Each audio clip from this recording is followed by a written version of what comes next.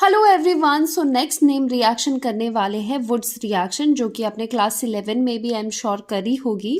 सो Wurtz reaction क्या होती है? ये एक कपलिंग रिएक्शन होती है। कपलिंग रिएक्शन आप इसे कहते हैं, और इससे हम बनाते हैं हायर एल्केन्स। क्या बनाते हैं? Higher alkanes. अब देखो क्या करना है। अगेन कौन से चैप्टर की रिएक्शन है? हेलो एल्केन हेलो एरिन की चैप्टर की रिएक्शन है। आपको लेना है एल्काइल हैलाइड, RX लेने हैं, इसके 2 मोल लेने हैं। ठीक है, RX दो तरह के इस तरह के एल्काइल हैलाइड आपको लेने हैं 2 मोल। उसको रिएक्ट करवाना है आपको सोडियम के साथ, इसके भी 2 मोल्स लेके इन the presence of dry ether. ये लिखना बहुत ज़रूरी है। सॉल्वेंट कौन सा है? ड्राई ईथर की प्रेजेंस में ये रिएक्शन हो रही है, ये सॉल्वेंट है। अब देखो क्या होता है, यहाँ पर जो आपके पास एल्काइल हैलाइड है, दिस इज एल्काइल हैलाइड। इसमें जो एल्काइल वाला पोर्शन है, सिंस यहाँ पर आपने 2 मोल लिए हैं, तो यहाँ पर जो ये R वाला पोर्शन है ये आपस में कपल कर जाएगा। तो यहाँ पर इसलिए इसे कहते हैं कपलिंग रिएक्शन। एक R इसका, दूसरे मोल का दूसरा R इस तरह से कपल कर जाएगा आपस में। तो ये क्या है? RR क्या बन गया? ये एल्केन।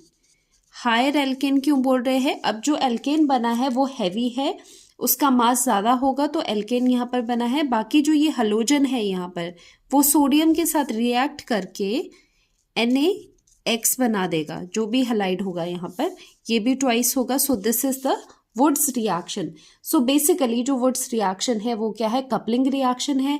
आप 2 RX लेते हो, सोडियम के साथ उसका रिएक्शन करते हो in the presence of dry ether. Dry ether is the solvent here. तो यहाँ पर आपको कपलिंग रिएक्शन देखने को इस तरह से मिलता है। तो इसका दूसरा एग्जाम्पल से करते हैं इसका। यहाँ पर आपने लिया है 2 मोल्स ऑफ CH3Cl ले लिया। ओके, ये ऊपर वाली जो फॉर्म थी ये जनरल फॉर्म थी। अब एग्जाम्पल से करेंगे इसका reaction with the sodium metal in the presence of the dry ether. अब ड्राई ईथर का भी रोल बताती हूँ क्या होता है, क्यों लेते हैं ड्राई ईथर। अब यहाँ पर जो ये R है, एल्काइल हैलाइड का ये जो R है, ये ट्वाइस हो जाएगा, यहाँ पर कपल अप हो जाएगा CH3CH3। So this is the coupling reaction. और बाकी क्या बचा? क्लोराइड और सोडियम यहाँ से NaCl बना देंगे। सो यहाँ पर आपके पास एल्केन मिल गया है, यहाँ पर एल्केन प्रिपेयर हो चुका है। सो प्रिपरेशन ऑफ एल्केन में भी हमने ये पढ़ा था क्लास 11th में, तो यहाँ पर भी 12 में भी आ रहा है वुड्स रिएक्शन, एल्काइल हैलाइड की reaction. Now the thing is कि यहाँ पर जो ये ड्राई ईथर है, ड्राई ईथर का क्या काम है? हम यहाँ पर ड्राई ही क्यों कह रहे हैं? वेट अगर हो गया तो क्या होगा? तो देखो जो ये ड्राई ईथर होता है, पहली बात ये एक नॉन पोलर सॉल्वेंट की तरह यहाँ पर काम करता है। ओके, दूसरी बात ये होती है it doesn't react with sodium, क्योंकि ये नॉन पोलर है, इसलिए सोडियम को भी ये डिस्टर्ब नहीं करेगा, उसके साथ भी रिएक्ट नहीं करेगा।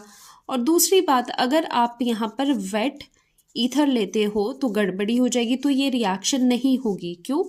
क्योंकि अगर आप वेट ईथर लोगे, उसमें सिंस वो मॉइस्ट ईथर है, तो वहाँ पर कुछ एक वाटर के मॉलिक्यूल्स भी प्रेजेंट हो गए ईथर के साथ। अब वाटर की जो मॉलिक्यूल्स है वो यहाँ पर रिएक्ट कर देगी सोडियम के साथ, तो ये रिएक्शन पूरा ही उल्टा हो जाएगा।